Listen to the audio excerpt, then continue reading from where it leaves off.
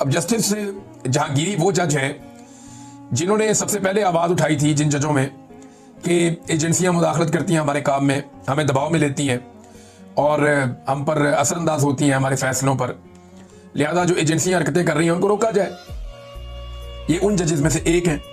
अब जब इन्होंने एजेंसियों के खिलाफ आवाज़ उठाई थी तब से इनको दीवार के साथ लगाने का सिलसिला शुरू हो गया था।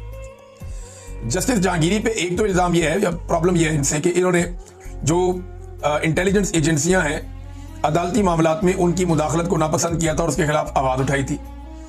दूसरा, ये वही जज साहब हैं जो ट्रिब्यूनल थे, यानी इस्लामाबाद के जो तीनों हल्के हैं वो इनके पास गए और इन्होंने रिकॉर्ड मंगवा लिया कि असली फॉर्म 45 लेकर आओ ताकि दूध का दूध और पानी का पानी हो जाए। तो उसको यानी इस दौरान में बहुत सारी, अब एस्टेब्लिशमेंट का प्रॉब्लम यह है ना, उन्होंने पूरा इलेक्शन ही चोरी किया हुआ है। पाकिस्तान का पूरा इलेक्शन एस्टेब्लिशमेंट ने चोरी करके हारने वाले उम्मीदवारों को दे दिया और PMLN की हुकूमत बना दी। अब ये जो है इस पे आर्टिकल 6 लगता है, ये संगीन गद्दारी का मुकदमा है। अब एस्टेब्लिशमेंट इससे बचना भी चाहती है। तो जस्टिस जहांगीरी जो है वो इसमें इंसाफ देने लगे थे और इस्लामाबाद की तीनों सीटों पे धांधली साबित होने लगी थी। और मैं आपको उन दिनों में ये कह रहा था कि अगर ये बंद टूट गया तो बहुत बड़ा सैलाब आएगा, फिर बाकी जगहों पे भी इंसाफ हो सकता है। लेकिन ये रास्ता बंद करने के लिए जस्टिस जहांगीरी के ऊपर एक इल्ज़ाम लगा दिया जी कि इनकी जो डिग्री है वो जाली है।